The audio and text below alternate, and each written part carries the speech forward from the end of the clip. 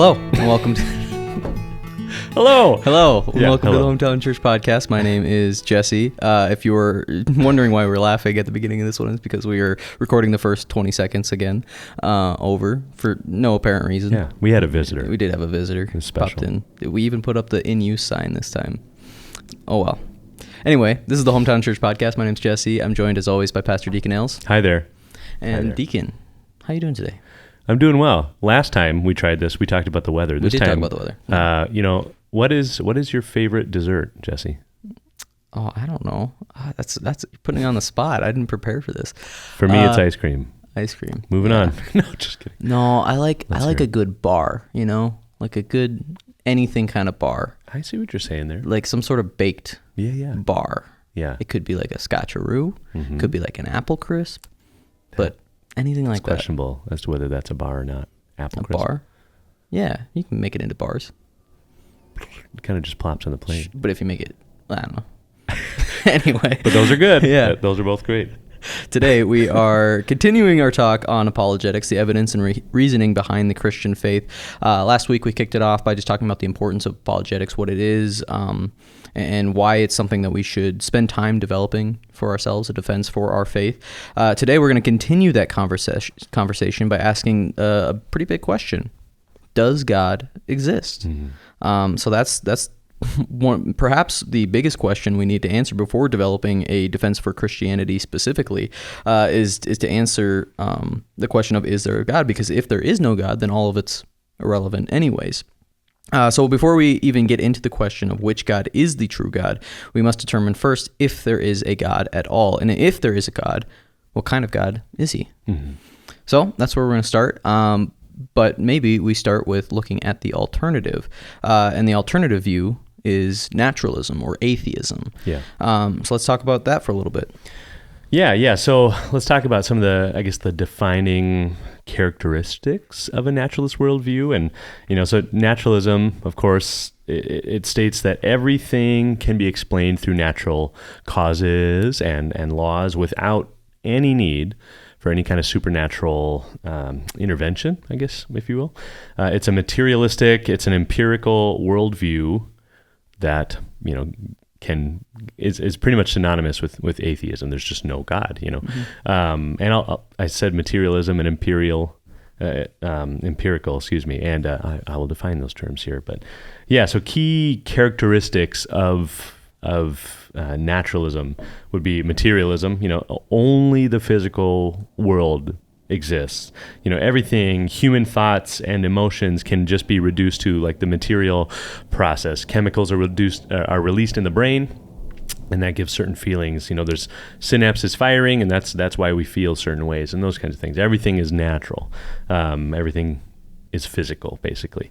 Then there's determinism. Okay, so events, human behavior, other things, are determined by prior physical causes. Just stuff happens and then stuff happens. That's the naturalist view as well. And then empiricism is knowledge is derived solely from sensory experience, scientific inquiry, science, sciencey stuff, and anything supernatural is just outside of the realm of human understanding. It's not empirical, those kinds of things. And then there's the evolutionist view. Naturalist evolution explains life's diversity without really invoking a God or creator, like that classic Darwinian evolution that states that, there was an event that happened and then life evolved from that cell, basically, that single-celled organism. The origin of species explained through process like natural selection and genetic mutation. And so that's those are some of the characteristics. Anything you'd want to add to that? And I'm going to get into kind of like what are the conclusions of that view, but no, I think you pretty much got it. But I think the one thing we can kind of keep in mind is that a lot of times the conversation around is there a God versus is there not a God comes down to view of process, mm-hmm. of the question of like how old the earth is. And that's not necessarily the question that we're seeking to answer here. Right. Because there are theistic evolutionists, right? There are mm-hmm. people who believe that God created the world through the means of evolution. And so in that sense, that those aren't contradictory ideas, but a lot of times I think that's how we kind of whittle this conversation down to, which I think we're looking at it from a more broad perspective of, is God exist, not how did God create the world? Exactly. Yeah. That's a good distinction. We don't want to, it'd be easy to get bogged down, or even as a listener to kind of come in with something in mind as to what we're going to be talking about, and then just be totally disappointed or surprised, basically. Mm-hmm. And so that's a good expectation setting, level setting is, we're just talking about, does God exist? Not necessarily what does he do, if that makes sense. Yeah. Although we're going to talk about that too, but you know what I mean? So diving back into it. So what are some of the conclusions of a naturalistic worldview? Well, one, there is no divine purpose, since everything's physical, since everything is there. Life really has no intrinsic meaning beyond survival and reproduction. It wants to survive, and it wants to keep surviving. That's what life should do under the naturalist view. Meaning that morality and meaning are subjective constructs of human societies and nothing more. And I'm going to refrain from using too much of just my own feelings in that, but that's really sad. Mm-hmm. That alone, that's a really sad way to look at things. Anyways. Yeah, I think the naturalist worldview, just and like the atheist perspective, the big drawback of that worldview is that it just so quickly leads to nihilism. Yeah. Right. Yes. To like this existential, purposeless, wandering around. I watched this really interesting YouTube video the other day. It just popped up on my feed randomly. I was like, oh, that sounds really interesting. And it was an atheist who's tried prayer for 30 days. He's like, wow. He was talking about it, how he kind of grew up listening to the Four Horsemen of atheism, Richard Dawkins, why am I blanking on their names now? Sam Harris, Christopher Hitchens, and then there's one more. Bill Nye the Science Guy. And he just talked about how he kind of got this high out of watching these atheists kind of destroy Christianity and present all these arguments and try to confound Christians with their debating skills. But it always just kind of left him feeling hollow, because at the end of it, then it just left him with no purpose and no meaning. And he started asking the question of, what benefit has atheism brought into my life? And I was like, man, this guy's asking the right questions. Yeah. But it's such a fascinating video. Yeah. That's really interesting. I'm going to have to look for that. Yeah. But that's kind of one of the conclusions. I'm going to be drawing mostly from the book Evidence That Demands a Verdict for this conversation. But there's three conclusions that McDowell comes up with for a naturalist worldview, and that's that there's no immaterial entities exist, such as souls, morals, purposes, minds, angels, and God. The second is that scientific investigation becomes the primary or sole means of gaining knowledge in the world, and naturalism shapes how people live. And so those are kind of like the three main conclusions of the naturalist worldview. Yeah, I've got a couple more here too. Yeah. That are, similar, right? A lot of these are kind of synonymous and kind of working different things out. But yeah, humanity is just an advanced animal. Mm-hmm. Of course, we were just biologically advanced beyond other animals, but we are just an animal in terms of purpose and morality. We're just essentially no different, That's another naturalist conclusion. There's no afterlife, right? Death is the end of consciousness. And there's no eternal soul, like you said, or purpose or existence beyond the grave. Once you're done, you're done. And then morality is it's relative. Without a transcendent source for morality, ethical standards are just human creations, inventions that are just shaped by a culture, and that's it. Like that's a naturalist conclusion that you'd have to get to. Now, there are some arguments for this view that I just wanted to share, because I think, right, as we're looking at different things, we want to take a look at that. What are the arguments for? What are the arguments against? Those kinds of things. And scientific naturalism science has explained many things without really appealing to God. I'm doing air quotes for its scientific process. Weather patterns, diseases, a lot of different things, and many naturalist scientists would also say, evolution is another one of the, hey, we've figured it out.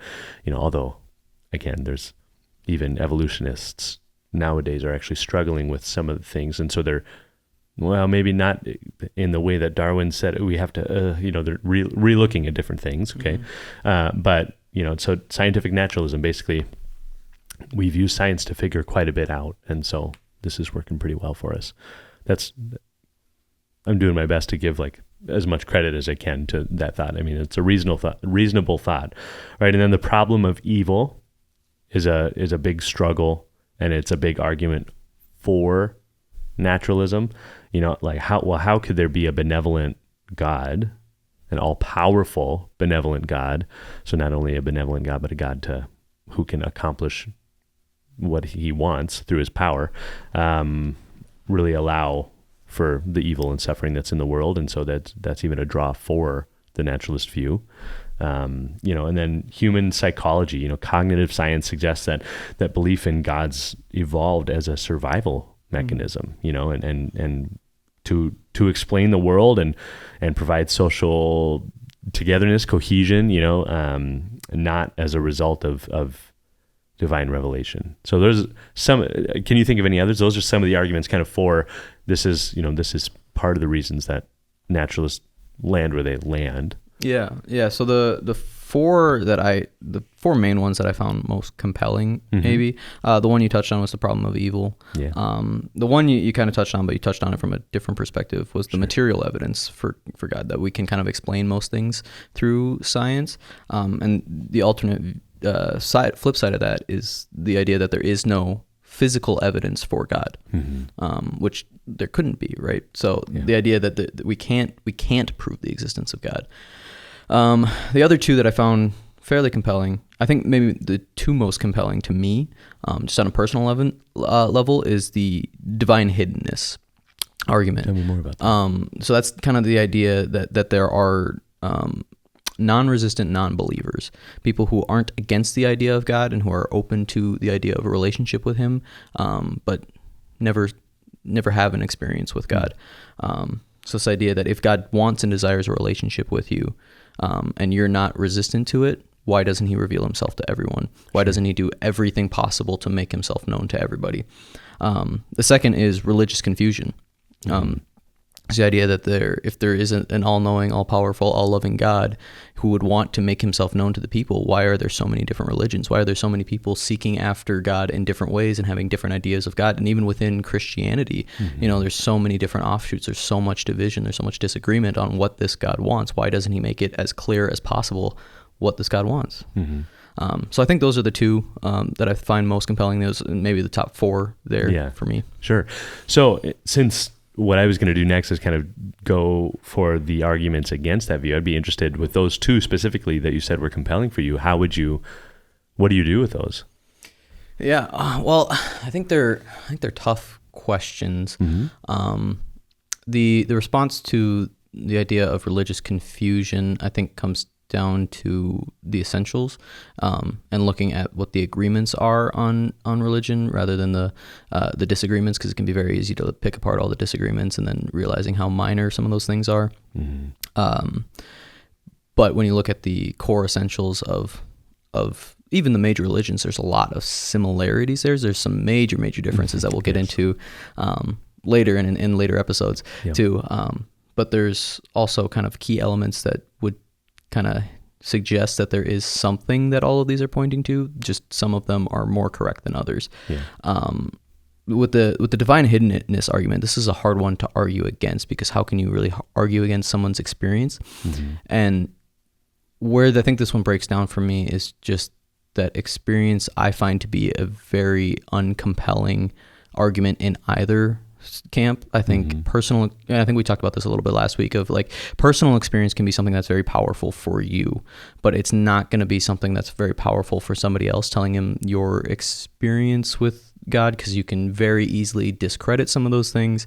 And so this idea that, well, now I have to take your word for it that you are genuinely seeking God. Mm-hmm. And I don't want to diminish your authenticity, or like question your authenticity, but also that doesn't do much for me, saying like, oh, I have genuinely sought God with everything that I have, and he still hasn't shown himself to me. But it does draw into conflict some of those verses like ask, seek, knock, and it's like, well, okay, well, if they are genuinely seeking, why is God not revealing himself to him? Or does he have a reason for not revealing himself? Yeah. I even think of the rich man, the rich young man that goes to Jesus, who sure seems to be seeking, right? But there's a hang up. There's a serious hang up. Yeah. And, I think as a Christian, I'm like, dude, you gave up eternal life because you're wealthy. How silly. But right. If I thought a little bit more about it, I'm like, yeah, well, what have my hang-ups been over, even over time as a believer? What have been the things that I've wanted to hold on to that I've not been able to let go of? Yeah, and just this idea that we can kind of fool ourselves into thinking we're more authentic than we are. Yeah. Like I am sure the rich young ruler thought he was very authentic. Mm-hmm.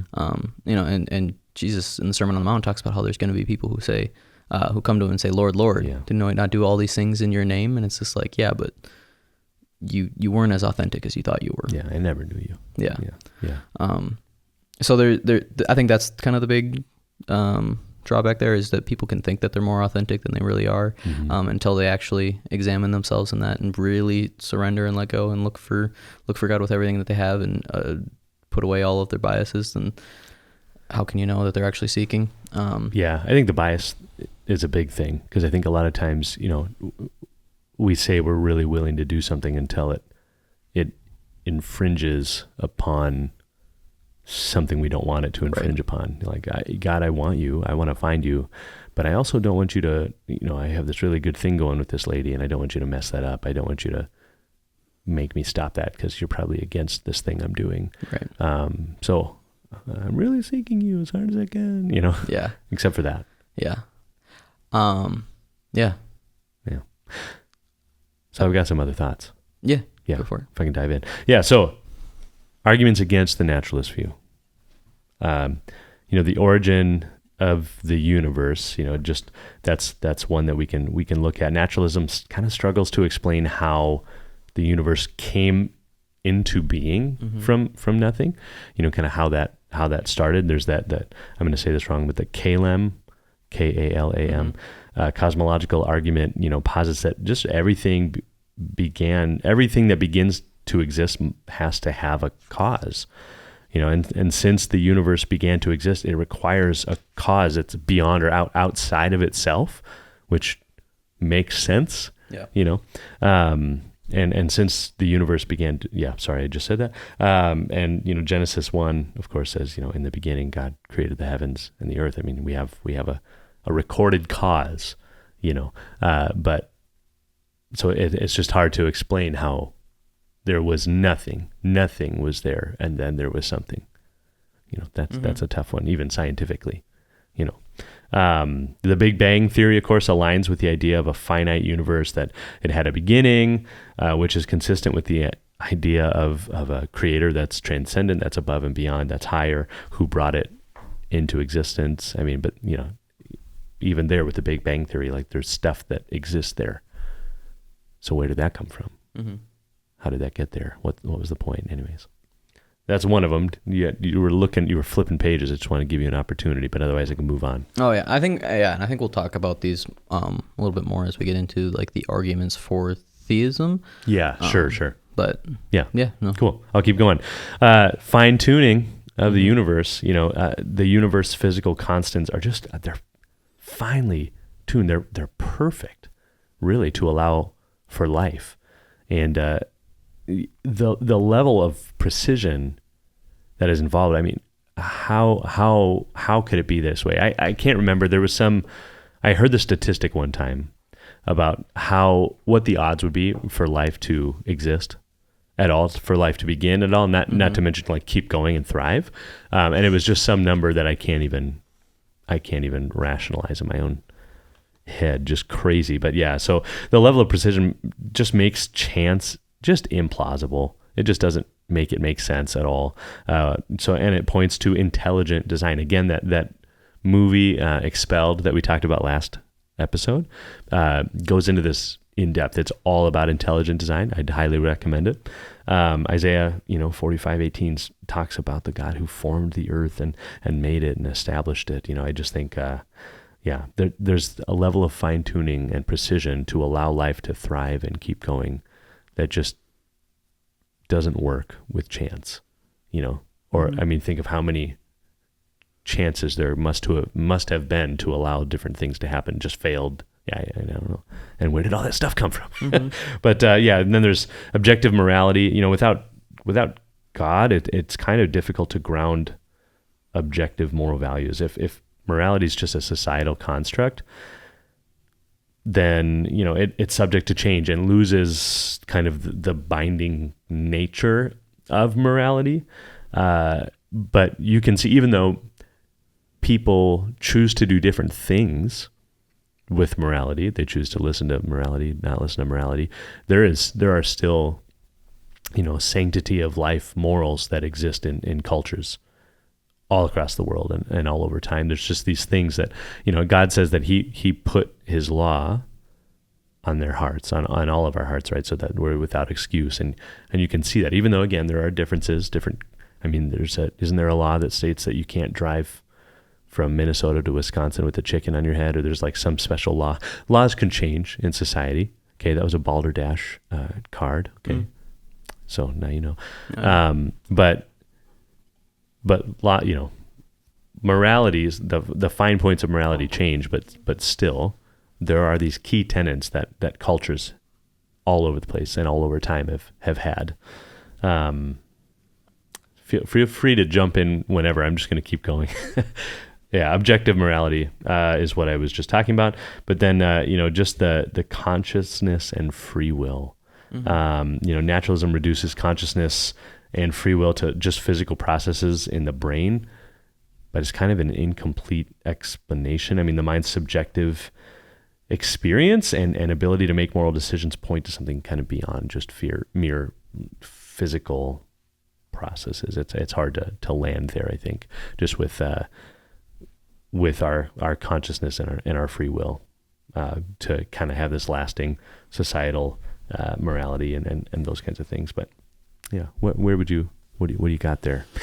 I think the six that we're going to talk about kind of as we get in here, and I think you've kind of touched on each of them here, being the origin of the universe, how the world began, the fine tuning of the universe, the just statistical anomalies of how the universe is here and exists, how life began is a big one, of like, how did we get from non-biological a non-biological world to a biological world. How did we get from here to there? The origin of consciousness, where that came from, the existence of free will, and the existence of objective morality. Yeah. There's a lot more arguments against naturalism, but those are kind of like the main six that we'll kind of talk about the strengths and weaknesses of each of those. But that was a good kind of overview of them. Thank you. Yeah, and I will also put out that I am not incredibly scientific. Okay, so keep that in mind. There's neither of us are experts in these fields. Yeah, we're just two dudes talking about apologetics. Yeah. We're just like you guys. Yeah, and we established one was a smart guy and another guy was a guy from Egan, not Lakeville. I messed that up last time, but it worked out. Okay, so I guess let's talk about kind of the theistic view, starting with the origin of the universe. Yeah, so the origin of the universe, this was a question that kind of more recently became a big issue for naturalism, because initially the naturalist worldview didn't have to hold that the universe began at all, but they just held that the universe always existed. It was eternal. Mm-hmm. Just all the material just has always been here and always will be here, so that never really posed a challenge for the naturalist worldview. But now, thanks to Einstein's theory of relativity, coupled with the Hubble telescope, that showed that measured that the universe is in fact expanding, which would suggest that if you trace that back, that there was a start where you can't reduce it all the way down to nothing, right? And so it had to have a start in order for it to start expanding. So that, coupled with the Kalam cosmological argument, which is everything that begins to exist has a cause. The universe began to exist, therefore the universe has a cause, and so we have to determine what that cause was. And since it can't be something material, it has to be something immaterial and outside of time and space. But yeah.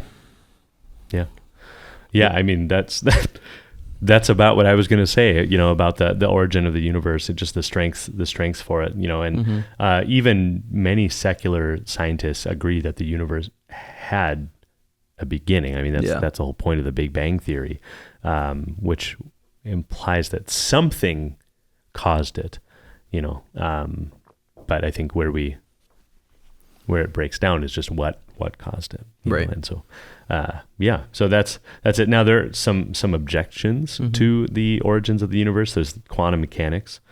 Some argue that quantum events don't need a cause, but this doesn't really address the larger view of just how the universe itself came to be. But that's kind of the thought there in quantum mechanics. And then there's the multiverse theory, that many universes exist and we just happen to be in one that allows life. Right. But pretty speculative. There's really, in the same way that we would say, hey, some people would say that there's no evidence for God. There's really no empirical evidence for a multiverse either. Right. Except there's the Flashpoint whole thing with DC. And Marvel's doing the whole thing. Yeah. We're getting there. So movies. Yeah. So we're getting there. Other thoughts on the origins of the universe?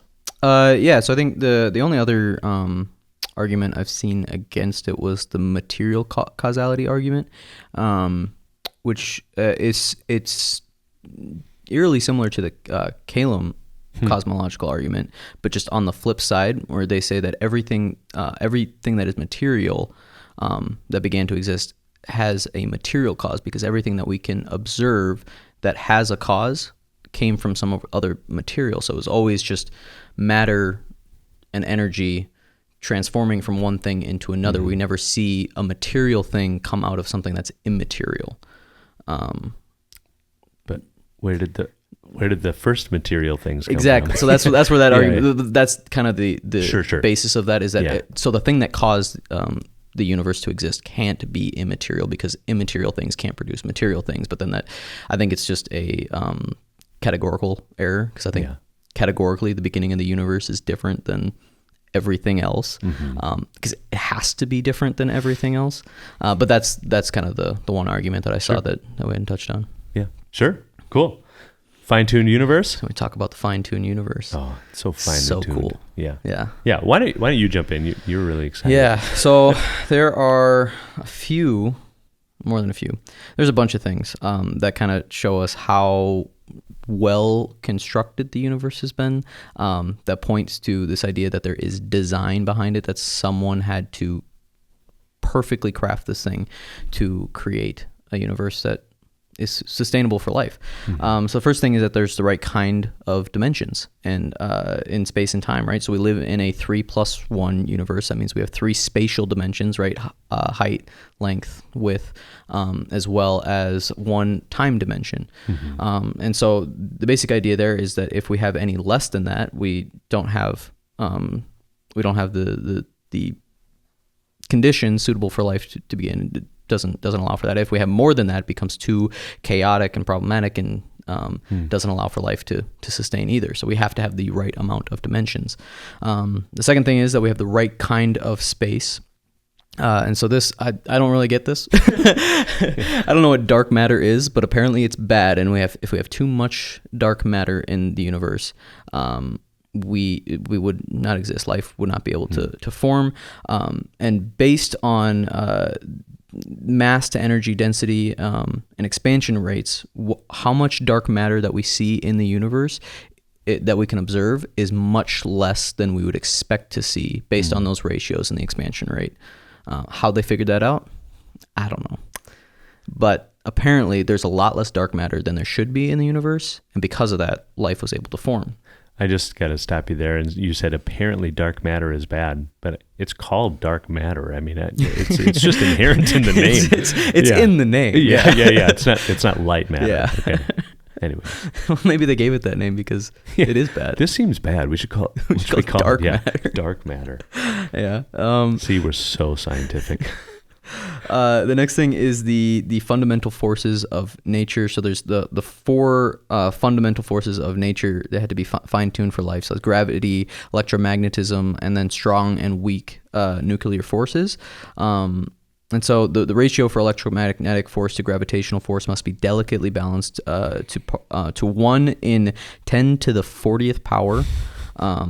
If that were even slightly varied, our universe would not have small and large stars, which are both necessary for planets to sustain life. Larger stars producing heavier elements, which get sent out and scattered throughout the universe, and smaller stars like the sun burning longer, providing stability that is required for planets to sustain life, to last long enough to sustain life.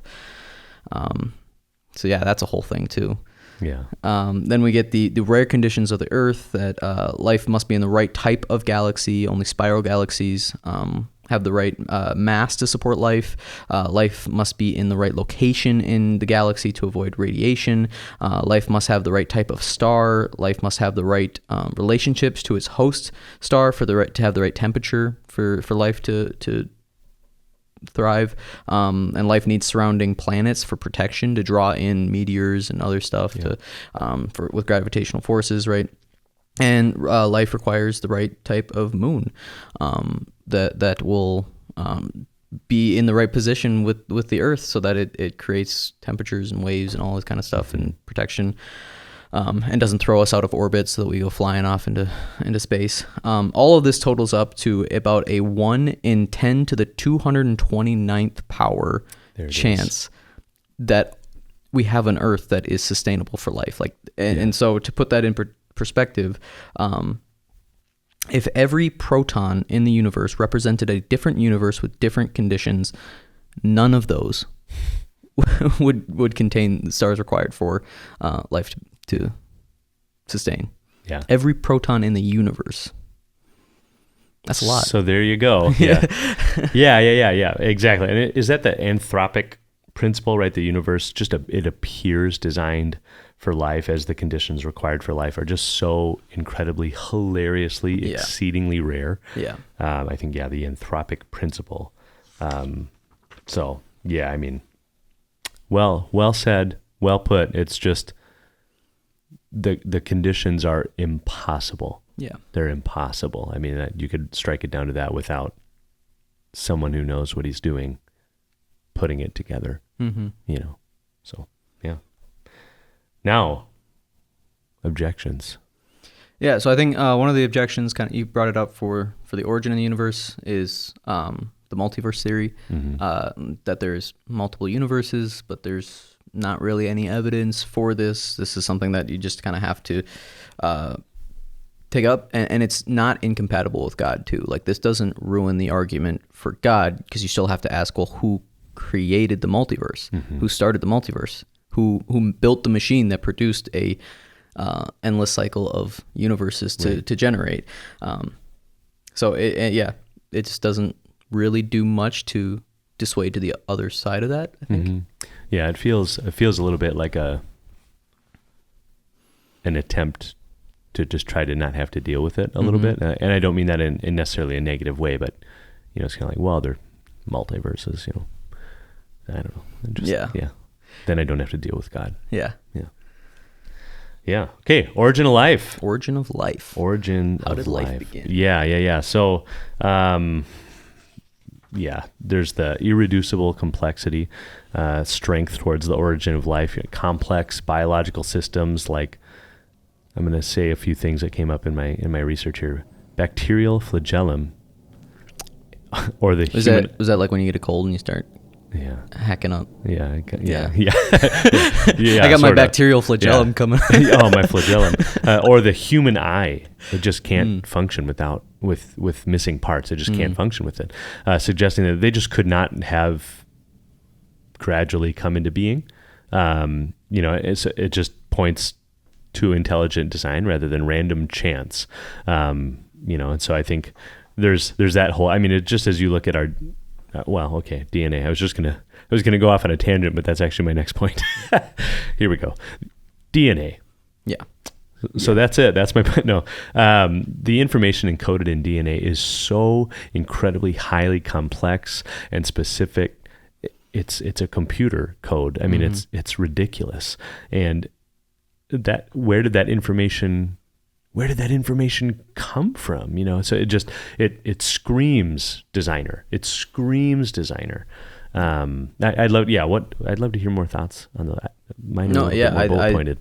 That was kind of one of the big ones is just DNA, the complexity of the cell, right? The human body has an average of 100 trillion strands of DNA, or 100 trillion cells, sorry, and in a single cell. And the DNA contains information that's equivalent to roughly 8,000 books for one strand of DNA in all those cells. And like, so how much information is getting packed into a single human organism. And so, the idea is just that the complexity of the cell only further widens the gap of knowledge of how life could begin naturally, right? Because the chasm between a living cell and the most sophisticated non-biological system is way too fast. Yeah. Like there is a huge gap there. This is, we don't know how we got from A to B. Yeah. Yeah. And again, so if we're talking about all of the chances for life, the anthropic principle, then we add these kinds of things on top of that. The human eye, DNA on top of that. I mean, it just continues the thread that there has to be a designer. Yeah. Objections.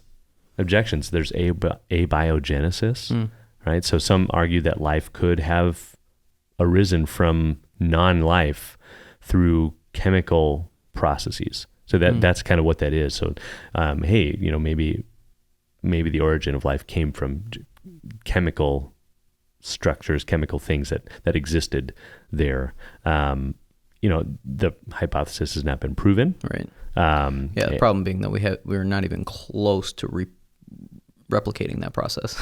Yeah, we did this study many, many years ago, and some guy was trying to reproduce the left-handed and right-handed amino acids and everything to try to recreate some semblance of life, and he kept failing. And what's funny about all that stuff is he was the intelligent designer.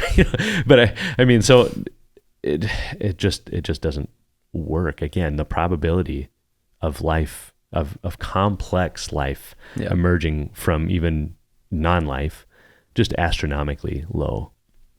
And then, I guess that's where I'll go with that. Do you have anything you want to add to that? Yeah, no, not really. I mean, the one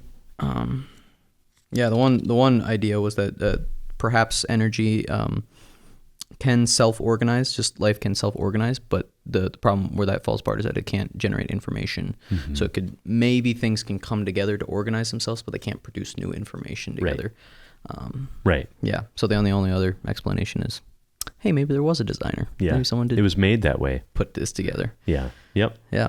Yeah. Okay.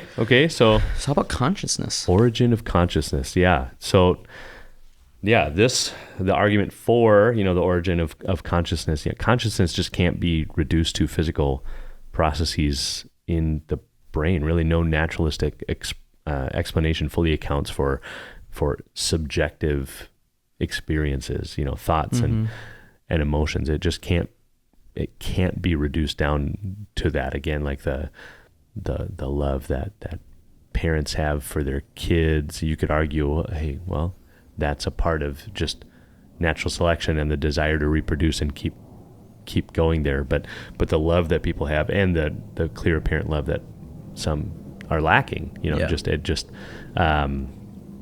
that's a hard one to deal with. Just this sense of consciousness. What do you think? Yeah, I think creates a big problem for naturalism because there's no real explanation for how it could come about. We can explain kind of some of those bigger ideas, but we can't explain the inner state of mind of why certain things taste better to some people than other people, or why the color red looks more beautiful to one person but less beautiful to another person. Like these subjective things just become unexplainable from person to person, that you can't go about through natural means of like, oh, well, this person likes the color red more than this person because back in their evolutionary chain, this human saw red and died or whatever. You know, I don't know. There's no reproducible explanation for that. Yeah. There you go. Yeah. Near-death experiences. Many near-death experiences suggest that consciousness exists beyond the brain, which actually kind of points to the existence of a soul. Just things that people have experienced that just, again, make it really hard to explain, kind of as it comes back into consciousness. Right. It's really interesting. Yeah. So kind of this idea that the mind and the brain are two different things. Yeah. Right. Like the brain is the material thing that allows processes to go, but the mind in and of itself is something immaterial, where like thoughts, this sense of self-awareness and these wellness kinds of things, is something that is just, there is no material that can be made up and studied and quantified and weighed, right? I think what McDowell talks about in here is that we can't locate, weigh, or die thoughts, right? We cannot reduce the mind to just the physical brain. Yeah, I mean, our brains are super amazing. These incredible computers that keep everything going and running, but there is that self that just is outside of it. And again, with anything that we're saying, hey, if you've got a thought or something that you're like, hey, well, have you considered this? Yeah. Email us, please. We want to hear that. Yeah, we want to hear that totally. We haven't considered everything. That's again, we're regular guys. Yeah. Yeah, and objections to the origin of consciousness. You know, some claim that consciousness is just an emergent property of the brain. You know, but even there, you know, it doesn't explain the nature of those subjective experiences that we're talking about. Right. Yeah, that's a thought. Free will. Free Willy doesn't exist. The movie. Some say no. Yeah. Wasn't there a Shaq movie that like everyone's convinced doesn't like exists but doesn't exist? There was something that went out a while ago. Maybe. It's like a 90s thing. Unrelated. Okay. Jesse, let's get back on topic, bud. Okay. Is it the Berenstein Bears? The Berenstein Bears. Ooh, that's Have you heard that question. one? No, I haven't heard that one. I've Some always said people remember Berenstein. Yeah, but it's actually the Berenstein Bears. But everyone remembers it as the Berenstein Bears. This is a very off topic thing. I'm leaving. Okay. Existence of free will.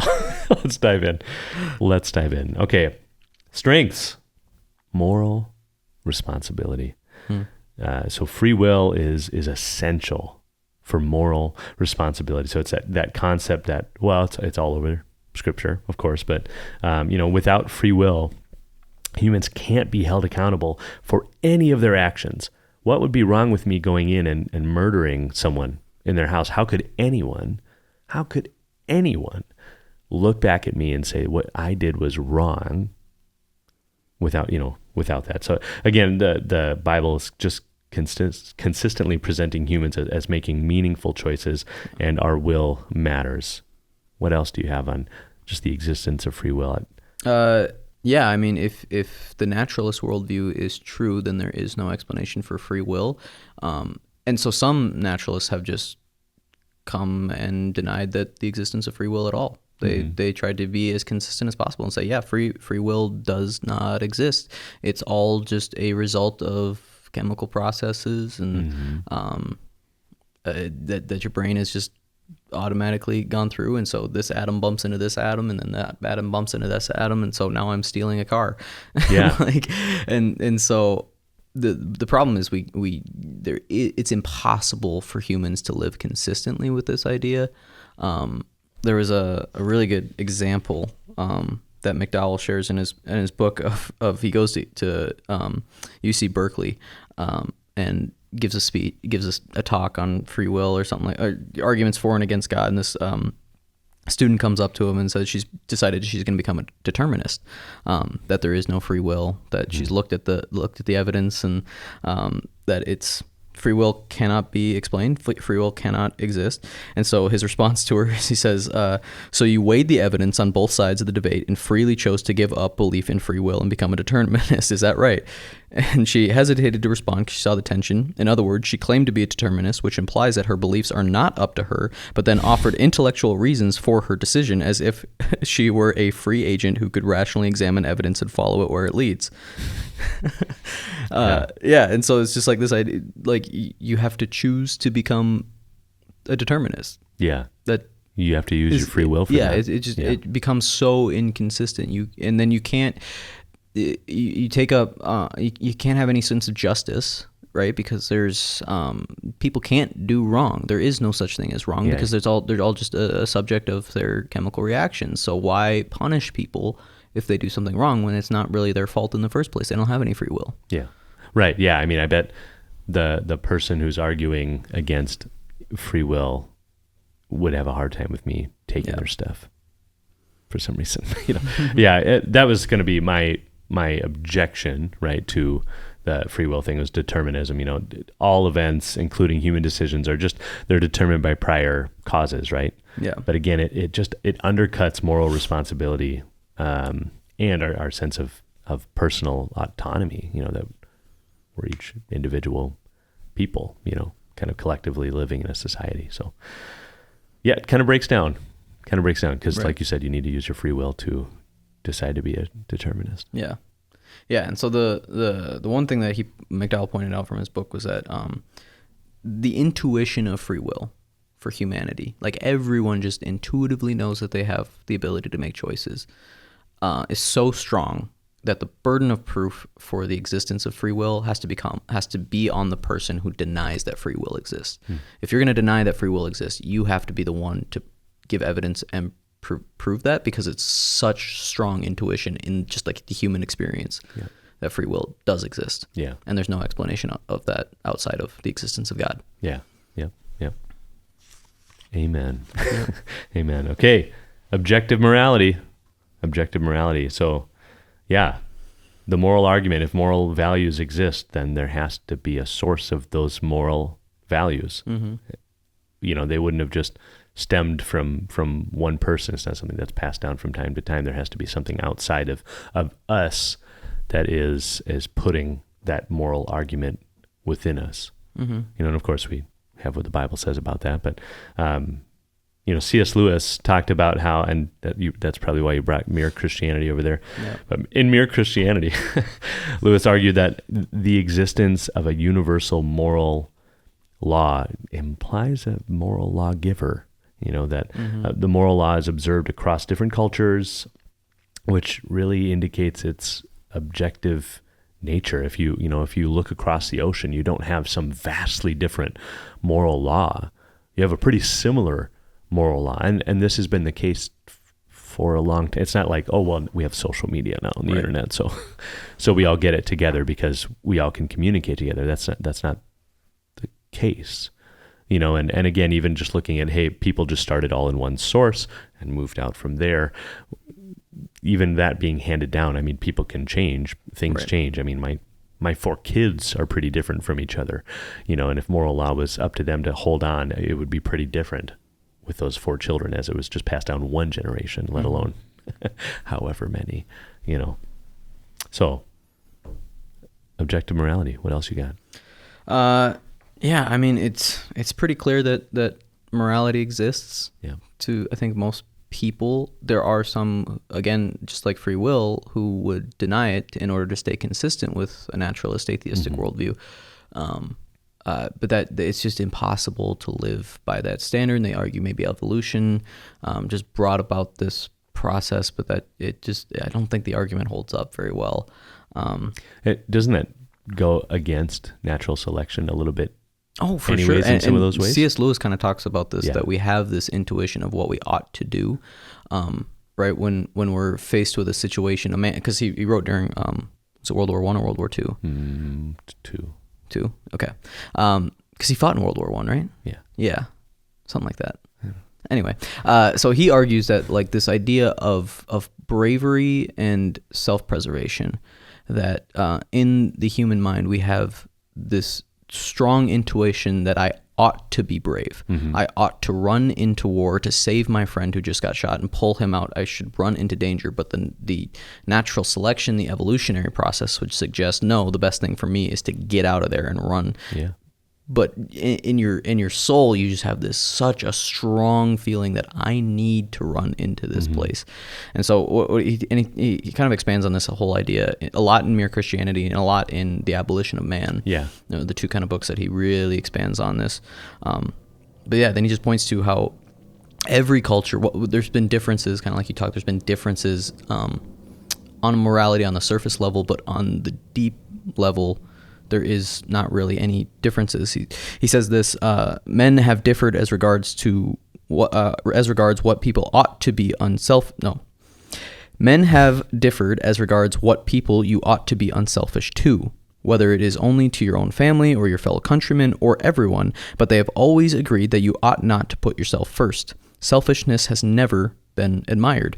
Men have differed as to whether you should have one wife or four, but they have always agreed that you must not simply have any woman you liked.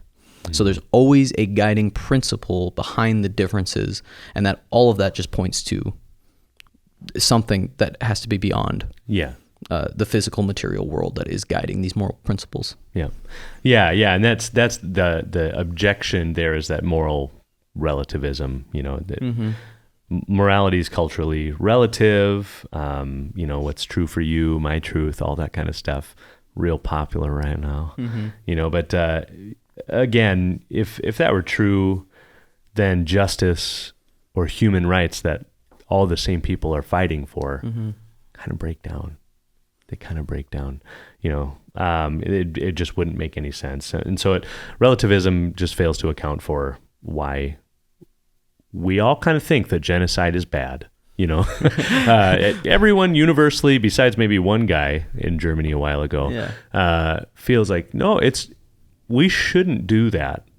We should not do that. Even though, again, through a natural selection process, you could say, well, in terms of self-preservation, which is interesting, because while we feel that sense of bravery and that desire, I should do that, we also feel that desire for self-preservation, which is why you're like, I get why you got there, but you can't argue the sense that you feel you need to go do something, or I feel I should take care of you, child, or even child that isn't mine who's hurting, or whatever. I lost it. I was going somewhere. Yeah, you can't override your sense of morality, or you can override your sense of morality, but it takes a conscious decision, because naturally, your sense of morality will have a heavier weight on you than your sense of self-preservation. Yes, yeah, that's which goes against the evolutionists and natural selection. Where I was going was, it might make more sense for there to be a lot less people on the earth, because then we'd have more resources, we'd have everything we need. So that shouldn't really seem all that wrong to people, but I think pretty universally it does. Yeah. And anyone that disagrees, anyone that feels that genocide would be a good option, we historically, across many cultures, view that person as insane, as terrible, as tyrannical, So, yeah. Okay. All right. What kind of God? So, if there is a God, which I think we've determined, I think we agreed there is. Yeah, there has to be. It seems like all the evidence is pointing to there's a God. Right. At least for this podcast. Maybe we'll talk to someone who disagrees. Someday. But for right now, we agree there's a God. Yeah. So let's talk about what kind of God. Yeah. Is there a God, or are there multiple gods? Yeah. So let's talk about it. Yeah. So monotheism versus polytheism. Mono, one; poly, many. The Bible, of course, with monotheism, the Bible is pretty consistently teaching that there's one God. It teaches that there's one God supreme over all. And monotheism is just philosophically more coherent. And again, I know exactly where you're going in Mere Christianity. I love that part. So I'm not going to steal your thunder. But I haven't found it yet, so please steal it. Yeah. So monotheism is just philosophically more coherent polytheism, because it avoids the issue of conflicting divine wills. Was that duality, right? If there's two dualism, there we go. Let me know if you've arrived there, like wink at me or do something. Give me a signal. But yeah, just the fact that if there are more than one God, where did they come from? Who determines what about the state of the world? And don't they both need to point back to something higher than themselves?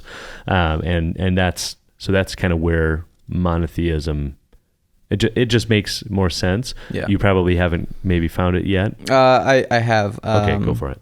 Yeah, let's see. So the moment you say that you're putting into the universe a third thing in addition to the two powers, some law or standard or rule of good, which one of the powers conforms to, the other fails to conform to.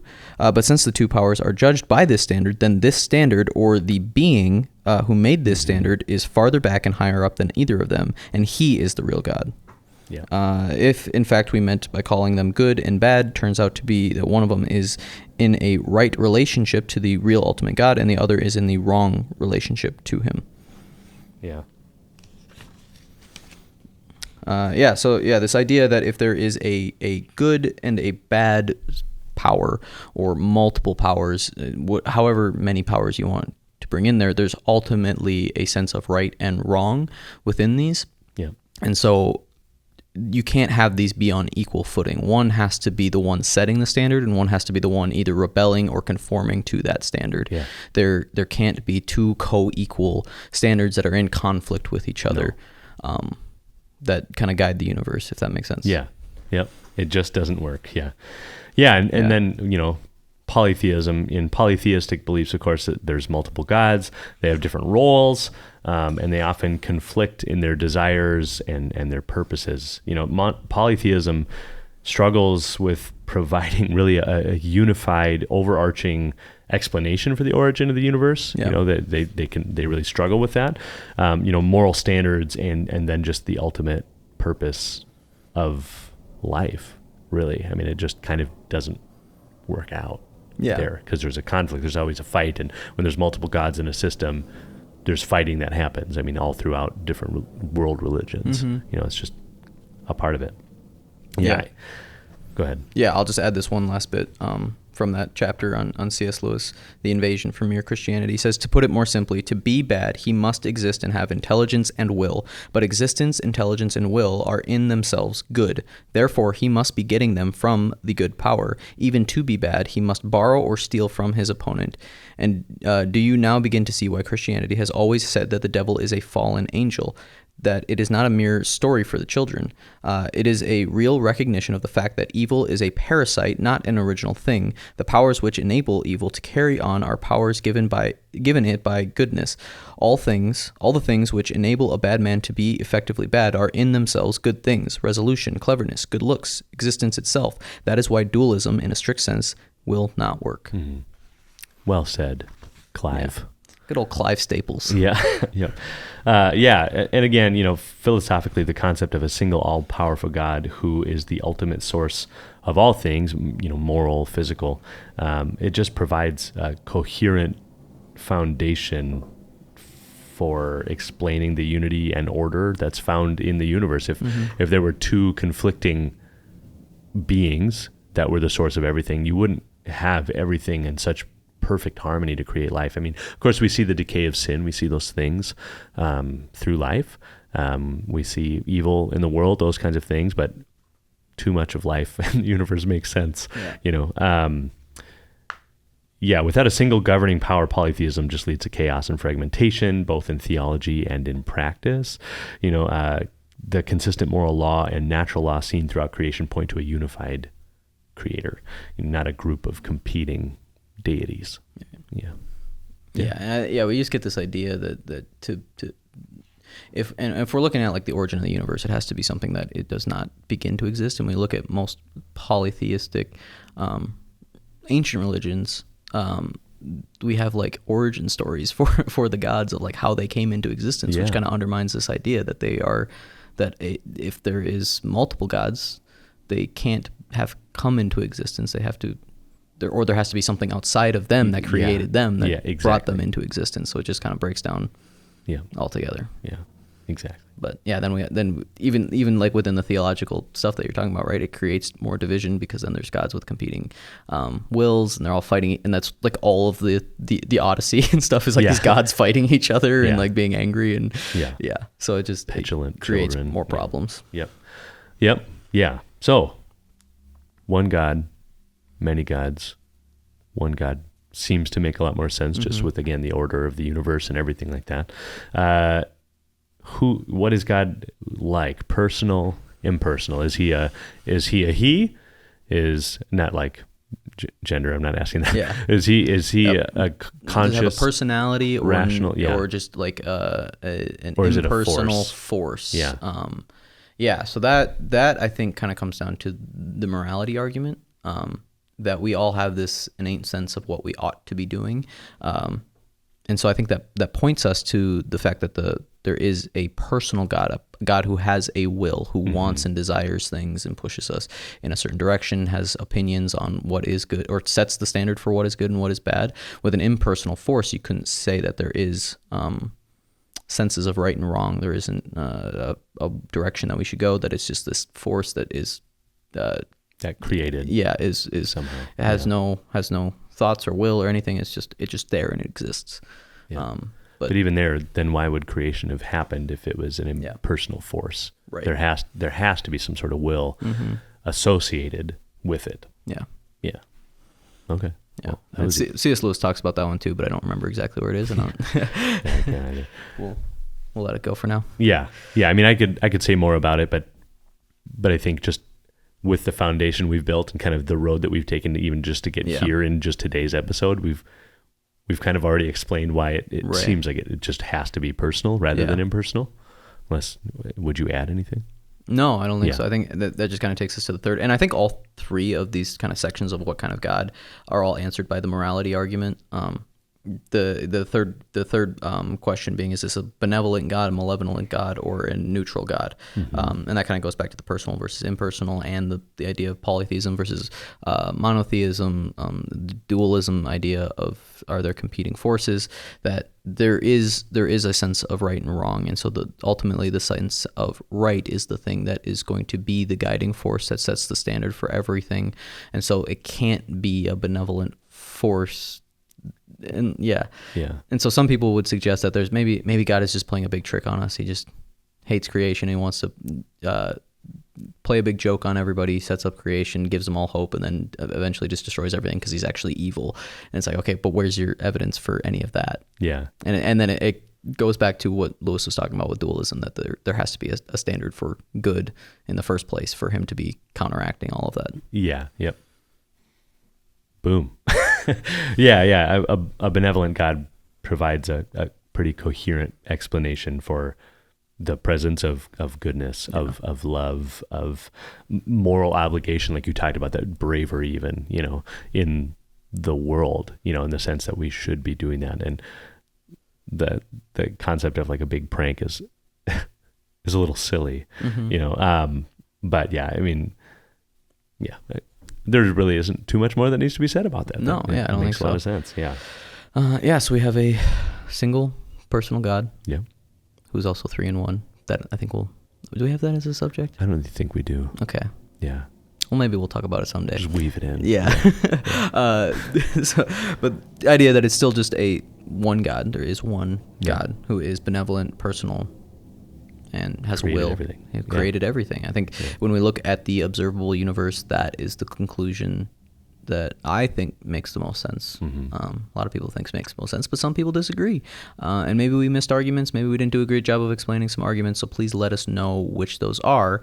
But to wrap up here, we wanted to kind of compare of how we see these different arguments, and we wanted to rank the arguments for and against God, of which ones we find the most compelling to least compelling. Yeah. So let's hear, what do you want to start with? You want to start with the arguments for atheism? Did you do both of them, or did you just do the one? I did for and against. Okay, sweet. Yeah. Yep. That's okay. I just wanted to make sure.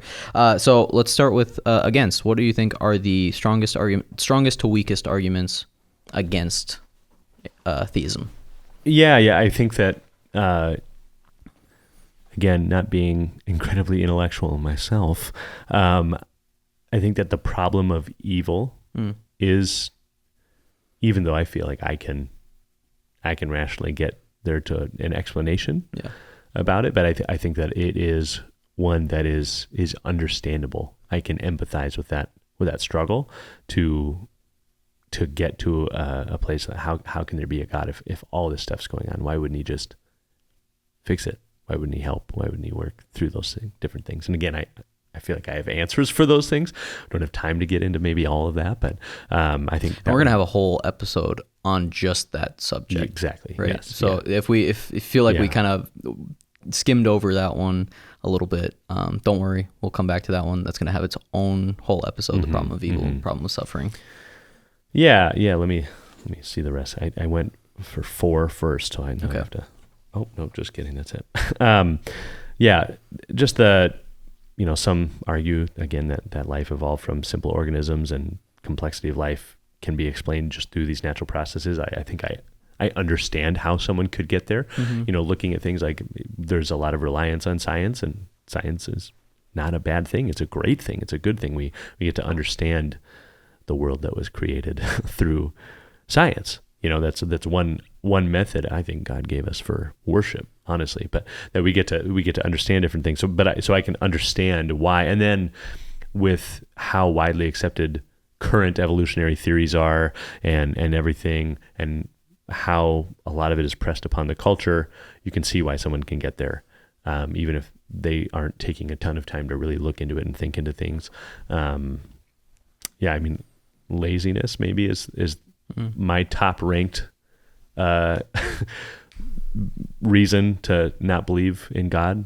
Just that the world's kind of saying it, and I'm not going to give a whole lot of effort into actually studying into things, because here we have all of what seems like pretty empirical, pretty great evidence to at least give thought, and maybe if you can't make the leap to Jesus Christ is your only salvation, you would have to get to a point of, well, shoot, maybe there has to be something behind the existence of everything. I just think it can be lazy too. That's weak, but I feel like that's probably where. Sure. That's the most compelling thing I can think of. You tell me. Yeah, I guess looking at the arguments against God, and every time I kind of review them or look at them, I'm always kind of disappointed in them that they're just not I don't think they're very strong arguments. And I think people will cling to them and hold to them and say, this is definitively like why I don't believe in God. And I've never found any of them very compelling, because I think there's reasonable explanations for all of them. The one I find most compelling is the divine hiddenness argument. Just because it's so hard to argue against someone's personal experience and to question their authenticity. And so then it becomes, of course, that's not a very great explanation on the other side if you're arguing with someone to question their authenticity, because they're like, well, you're just saying I'm inauthentic. Like how? And so it's like I can't argue against that, right? Like I can't argue with you on how authentic you are unless you're honest with yourself and I'm honest with myself, But you can't argue for that either. Yeah, and so it's like I can't. That's the one I have the struggle with the most. Sure. Religious confusion, I think, is the second most compelling argument, and like the failure of people in the church, the violence done by people in the church. I think that's a really strong case against it, just because that is supposed to be, right, God's representatives amongst the world. And when people who are claiming that title do things that are so evil, it gets very hard to be like, well, actually, no, maybe they're not part. Yeah, and so that's a good argument, I think. Then I ranked lack of material evidence as 3, just because it's like, sure, I can't point to anything that you can see, feel, and touch to tell you that God exists. And then 4, I put the problem of evil. This is like the atheist argument. This is the one that's been used for so long. It's like the first one that people go to. I think it's such a terrible argument. Yeah. I don't think it holds any water. One, because if you have the naturalist, materialist worldview, there is no such thing as evil in the first place. So you're stealing from a perspective of God in order to make this argument. And then on top of that, the naturalist worldview doesn't give any explanations for evil. It just says that this is a problem for God, whereas Christianity not only provides an answer for why evil exists, it provides an answer it provides an answer for why evil exists.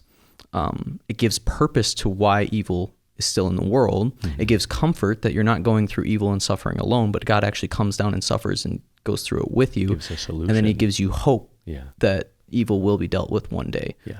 So the problem of evil just doesn't do anything for me, but it's like the number one thing that people go to for atheism. Yeah. I just rank it lower. That's personally. why I say laziness. Yeah. Laziness is number one. Sure. Yeah. Yeah. And listen, by and large, people will do whatever they can to avoid being accountable to someone outside of themselves. Whether you're really, really smart or whether you're just like us, just a couple of guys. Just a couple dudes. But that's what a lot of it appears to be, really. Yeah. It's just, okay, guys, do we have anything we can say that'll logic this away so that I don't have to deal with the fact that I'm stumbling around and I'm making terror.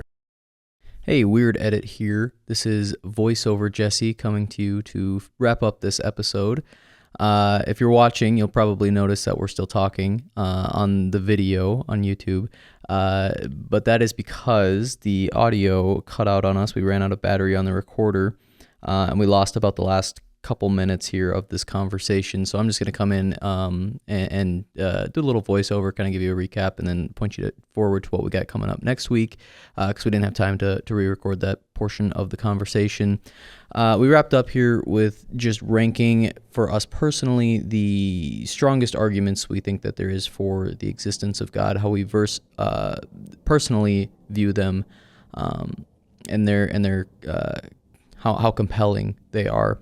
So for Deacon, he listed the fine-tuning argument as his number one option, his number one most compelling argument for the existence of God, followed by the morality argument. Then he grouped together the origin of the universe and the origin of life, kind of viewed those two as the same, following behind the first two, and the free will argument and the origin of consciousness as his final two. And my list was very similar. Except I saw morality as the number one argument in my eyes, and mostly that came down to just my ability to make that argument. I find the fine-tuning argument very, very compelling, but I feel like I have to be looking at the numbers in order to make that argument with someone, or to have that conversation with someone. Where with the morality argument, I feel like I can make that pretty consistently without having to look at any sort of numbers and statistics. But the fine-tuning argument does have some extremely compelling numbers when you're looking at them, and I had the same last four with the origin of the universe and the origin of life kind of coming in at those 3 and 4 spots, and the origin the origin of consciousness and free will coming in at 5 and 6. But those are my personal rankings. Those are Deacon's personal rankings. But we want to hear from you guys. What do you think are the most compelling arguments for the existence of God? What do you think are the most compelling arguments for naturalism or atheism? What are the biggest questions that you guys have with all that? Which are some that maybe we didn't get to that you'd like to hear us talk about? Send those in to us at podcast@hometownchurch.com. If there's anything you guys want to hear or anything that we think we missed, you can send in those questions or those comments to us. Next week we are going to continue this conversation and continue under the question of the reliability of Scripture. Is the Bible something that we can trust, or is it something that was just kind of made up by man, kind of picked and chosen by people in power to keep them in power? So we're going to be taking a look at the evidence for the reliability of Scripture next week. Join us, tune in. We'll see you then. Have a good week.